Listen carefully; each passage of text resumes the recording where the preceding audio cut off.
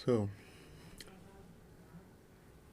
we are going to read a new story from Reg to Riches. जैसा कि एक कहावत है हिंदी में, अर्श से फर्श तक, उसी कहावत पे ये कहानी है और उस कहावत को आप इंग्लिश में बोल सकते हैं फ्रॉम रेग टू रिचेस। तो आज का कहानी शुरू करें। So let's go. तो मैंने कुछ छोटे मोटे चेंजेस किए जो मैं पहले आपको इंट्रोड्यूस कर दूं। जैसे कि पिछली बार प्रॉब्लम ये थी कि बहुत लोग बोल रहे थे कि कर्सर जो है हमारा, ये जो पॉइंटर है ये दिखता नहीं है क्योंकि वाइट कलर का था। तो मैंने क्या किया कि इसको रेड कलर में कर दिया ताकि आपको दिखे, हाईलाइट रहे कि मैं किस लाइन पे बात कर रहा हूँ। साथ ही साथ मैंने इसको एक बहुत अच्छा सा नाम भी दिया है, यानी कि अब मैं इसको कर्सर या पॉइंटर नहीं बोलूँगा, अब मैं इसको बोलूँगा तितली। तो ये जो हमारी लाल तितली है, इस तितली को आपको ध्यान देना है। ये तितली ही आपको बताएगा कि हम लोग किस सेंटेंस पे हैं, किसके सेंटेंस के बारे में बात कर, ये सब इस तितली से ही पता चलेगा। तो आपको ये तितली पे ही ध्यान देना है। और दो तीन चीज़ें मैं दिखा दूं कि मैं, अगर मेरे को कोई वर्ड मान लीजिए लगा कि आप लोगों को बताने योग्य है, यानी कि कोई नया वर्ड है, वो वर्ड मैं ऐसे ग्रीन कलर से हाईलाइट कर दूंगा जिससे कि आपको वो वर्ड कहीं नोट कर लेना, क्योंकि वो एक इम्पॉर्टेंट वर्ड है, नया वर्ड है आपके लिए। तो इस तरह से आप कुछ वर्ड्स भी सीखेंगे। अगर मान लो मुझे लगा कि कोई इम्पॉर्टेंट सेंटेंस है जो आपको सीखना चाहिए, तो वो सेंटेंस को मैं अंडरलाइन कर दूंगा येलो कलर से, कुछ इस तरह से। ठीक है, तो सेंटेंस इम्पॉर्टेंट और इम्पॉर्टेंट वर्ड्स को मैं इस तरह से हाईलाइट करूँगा, अंडरलाइन करूँगा, और आपको इस तरह की चीज़ों को नोट्स बना के चलने हैं ताकि इससे आपको ज़्यादा से ज़्यादा सीखने को कुछ मिले। तो आज का स्टोरी शुरू करें। चलो शुरू करते हैं।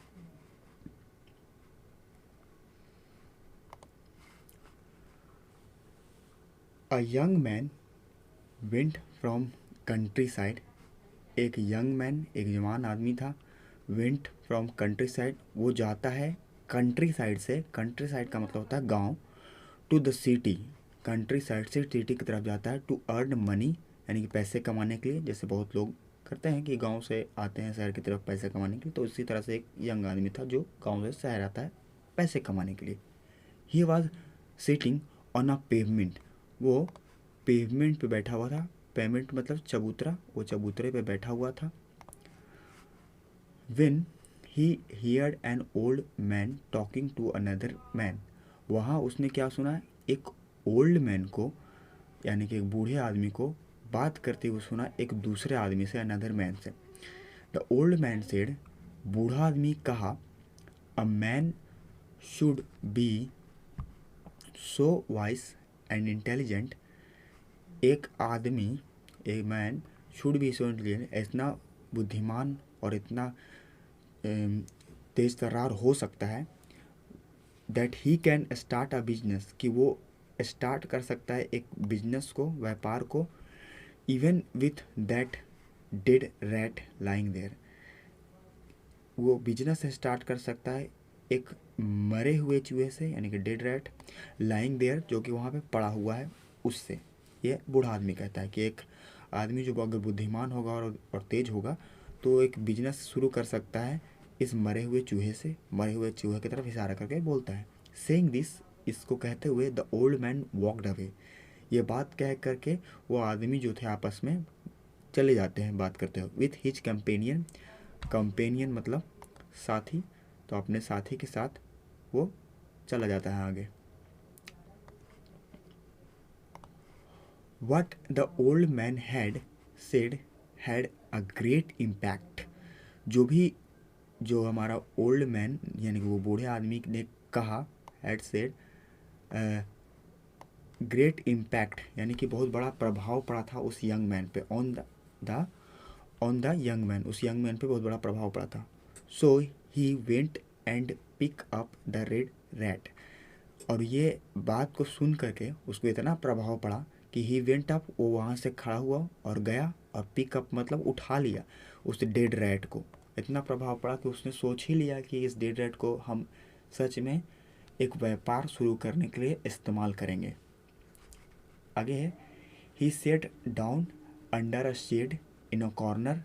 वो क्या हुआ कि एक कोने में जा कर के, एक छाँव वाली जगह में, शेड मतलब छाँव वाली जगह के नीचे जा कर के, स्ट्रीट के कॉर्नर में जाके, with a dead rat before him, और उस डेड रैट को अपने सामने रख लिया, बिफोर हिम यानी कि सामने रखना, trying to think how he could start a business. और वहाँ पे सोच रहा वो कि कैसे बिजनेस को स्टार्ट किया जाए इस रैट से, विथ इट यानी कि उस रैट से, एंड अर्न प्रॉफिट, और कैसे इस डेड रैट को बेच करके वो प्रॉफिट अर्न कर सकता है।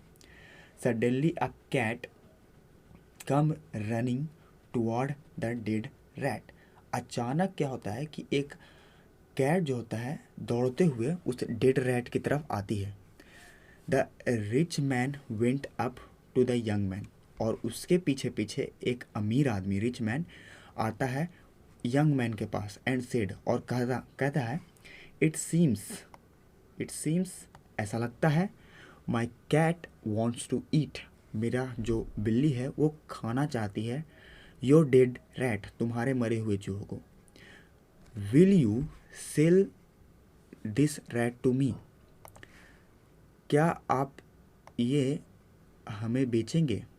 अगर जिसका भी टेंस की जानकारी हो उसको दिख रहा होगा कि ये सिंपल फ्यूचर टेंस का इंट्रोगेटिव वाला एक स्ट्रक्चर पे सेंटेंस है कि will you sell this rat to me, क्या आप मुझे ये डेड रैट बेचेंगे।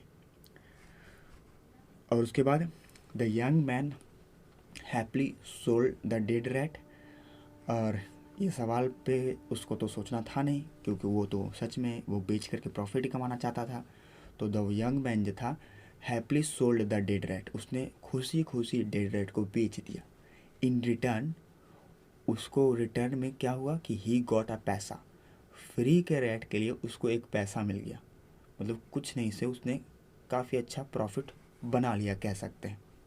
Now he thought about what he should do to increase his money, अब वो सोचाता है कि कैसे अपने पैसे को इंक्रीज किया जाए, बढ़ाया जाए।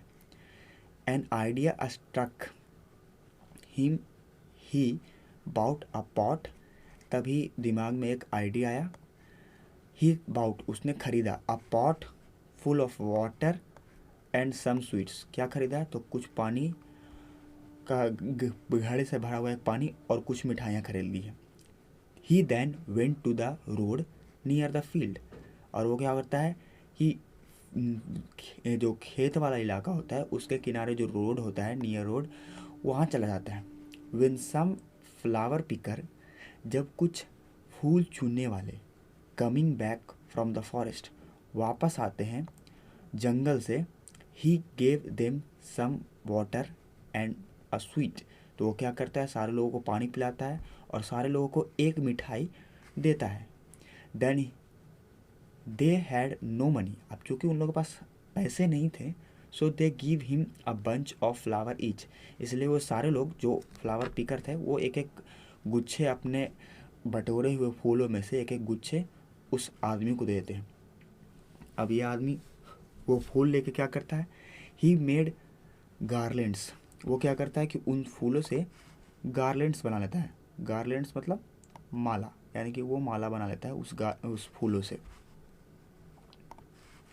ऑफ दोज फ्लावर, उन फूलों से, एंड टू द टेम्पल, यहाँ पे गो छूट गया है, यहाँ पे गो भी होना चाहिए था, एंड के बाद गो, यानी कि यहाँ पे गो वर्ड होना चाहिए था, ये टाइपिंग के दौरान थोड़ा सा छूट गया होगा। तो and go to the temple, और मंदिर की तरफ जाता है। देयर ही सोल्ड, वहाँ पे वो बेच देता है, the flowers and earn 8 coin, और उन फ्लावर को बेच करके वो 8 कॉइन्स कमा लेता है, यानी कि काफ़ी अच्छा खासा उसने बिजनेस शुरू कर लिया है। अब नेक्स्ट डे, अगले दिन क्या होता है, he bought sweets and water again, वो फिर से अगले दिन क्या करता है कि कुछ मिठाइयाँ और पानी खरीद लेता है। बट दिस टाइम, लेकिन इस बार क्या करता है, he went to the farmer, वो किसान के पास जाता है। He gave them some water and sweet each, और वो सारे लोगों को पानी पिलाता है और एक एक मिठाई भी खिलाता है। When they wanted to give something in return, जब वह किसान कुछ देना चाहते हैं इसके बदले में यंग मैन को, रिटर्न में इसके बदले में, ही रिप्लाइड, तो वो कहता है यानी कि यंग मैन बोलता है that he would take it later, वो बाद में इसके बदले कुछ ना कुछ उनसे ले लेगा. One day a storm come and the young man thought, एक दिन क्या होता है कि आंधी आती है. एंड यंग मैन थाउट, और फिर वो यंग मैन सोचता है, so many leaves and branches are breaking due to the storm, कि बहुत सारे ब्रांचेस और लीव्स जो हैं टूटे होंगे ड्यू टू स्टॉर्म, इस आंधी के कारण. How can I earn money from them, कैसे मैं इन टूटे हुए पत्तियों से और इन ब्रांचेज से मैं पैसे कमा सकता हूँ, ये उसके दिमाग में चलने लगता है. He went to the royal garden, क्या करता है कि वो रॉयल गार्डन जाता है पहले, यानी कि राजसी बगीचे में जाता है. Where he saw the gardener who is looking for worried, वहाँ देखता है क्या कि गार्डनर जो है बहुत ही ज़्यादा चिंतित है. द गार्डनर सेड, और माली कहता है, I don't know what to do, मुझे तो समझ ही नहीं आ रहा है क्या करूं, ऐसा गार्डनर कहता है. The king is soon going to make a visit, जल्दी ही राजा के यहाँ आने का समय होने वाला है. But the garden is full of dry leaves, लेकिन गार्डन में तो सूखे पत्ते भरे हुए हैं. ब्रोकन ट्विंग्स, यानी कि छोटे छोटे डालियाँ भरी हुई टूटी हुई पेड़ पे से, क्योंकि कल आंधी आया था तो पूरा गार्डन में सारे तरफ पत्ते सूखे हुए और छोटे छोटे जो डालियाँ होती है वो टूट करके सारे तरफ बिखरी हुई हैं. द यंग मैन सेड, तब यंग मैन कहता है, आई कैन हेल्प यू, मैं तुम्हारी मदद कर सकता हूँ. If you let me keep the broken branches, लेकिन बदले में तुमको मेरे को ब्रोकन ब्रांचेस यानी कि जो टूटी हुई डालियाँ हैं वो मुझे देनी होगी, तब मैं तुम्हारा मदद करूँगा. When द गार्डनर एग्रीड, जब गार्डनर तैयार हो जाता है कि ठीक है मैं दे दूँगा. The young man wanted to some children, तो यंग मैन क्या होता है वो कुछ चिल्ड्रंस के पास जाता है, बच्चों के पास जाते हैं.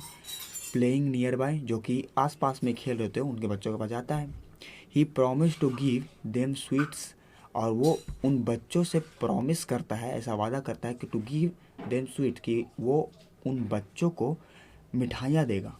इफ़ दे हेल्प्ड हिम, अगर वे बच्चे मदद करें, इन रिमूविंग द ब्रोकन ब्रांचेस, वो सारे जो छोटे छोटे ब्रांचेस गिरे हुए थे उसको हटाने में, फ्रॉम द रॉयल गार्डन, राजसी बगीचे से हटाने में. The children help the young man, children तैयार हो जाते हैं यंग मैन की मदद करने के लिए. इन रिमूविंग द ब्रांचेस, उन सारे ब्रांचेस को हटाने के लिए. एंड द लीव्स, और वो जो पत्तियाँ थे उनको हटाने के लिए.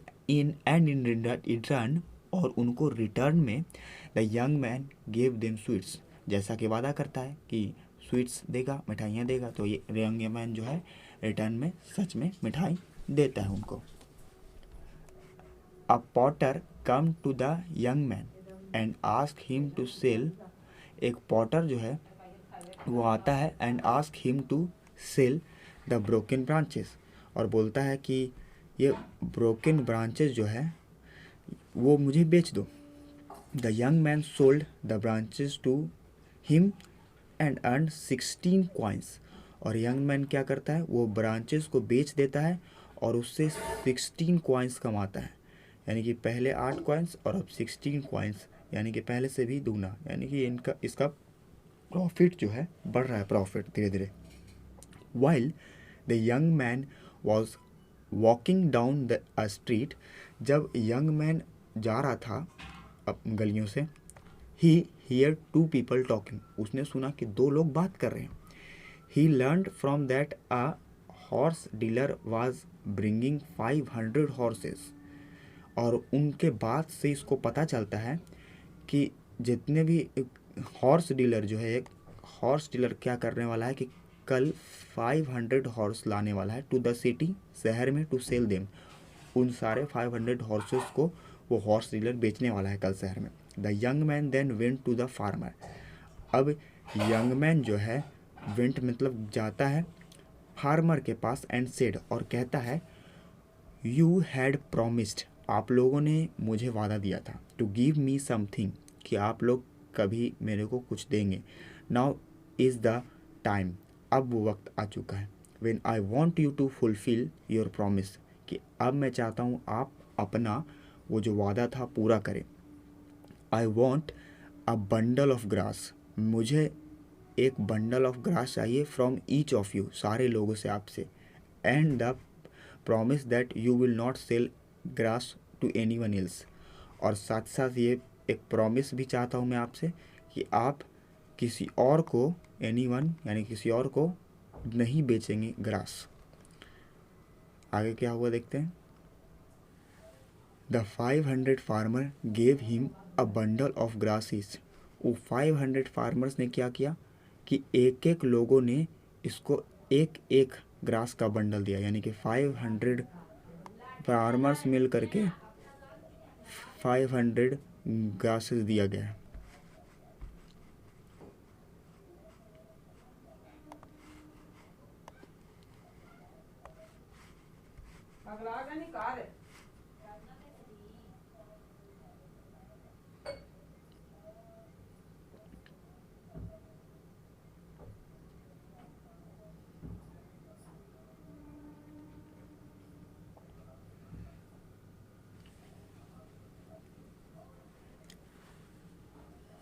The 500 farmer gave him a bundle of grass each.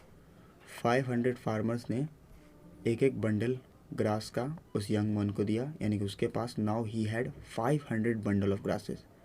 अब जब सारे किसान जो 500 किसान हैं एक एक बंडल देंगे तो इसके पास 500 बंडल ऑफ ग्रासेस हो गया।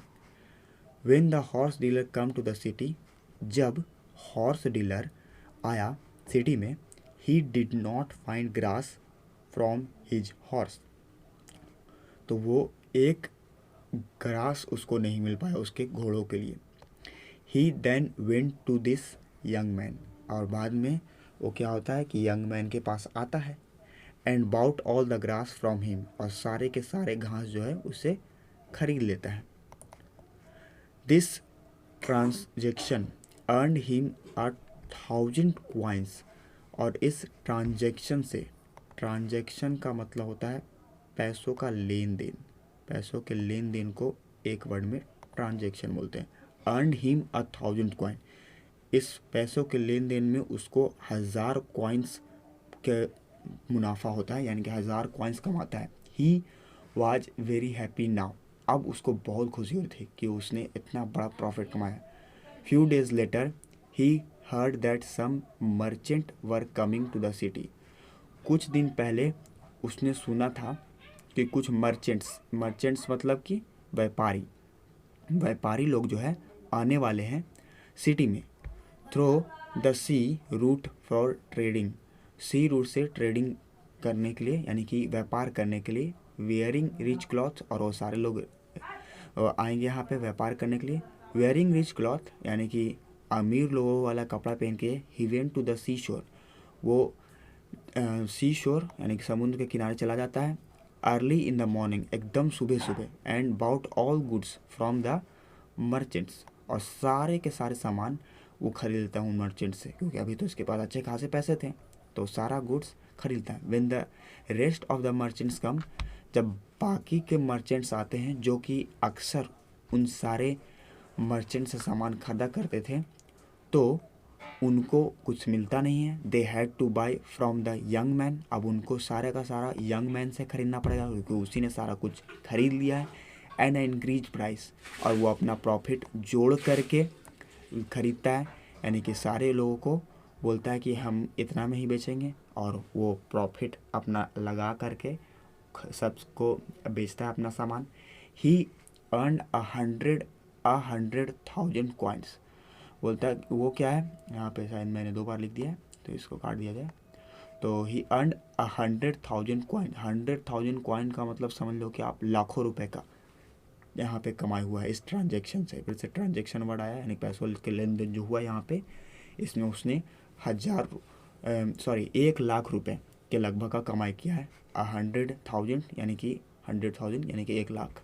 रुपए का लगभग कमाया हुआ। He took half his profit and went to the old man. उसने क्या किया, उस 100,000 में से हाफ प्रॉफिट यानी कि आधे प्रॉफिट को अपने पास रखा और ओल्ड मैन के पास चला गया। Whose advice had to help him to earn so much wealth. जिसके सलाह के बदौलत ही उसने इतना सारा वेल्थ, इतना सारा संपत्ति अभी अर्न कर पाया है, यानी कि कमा पाया है।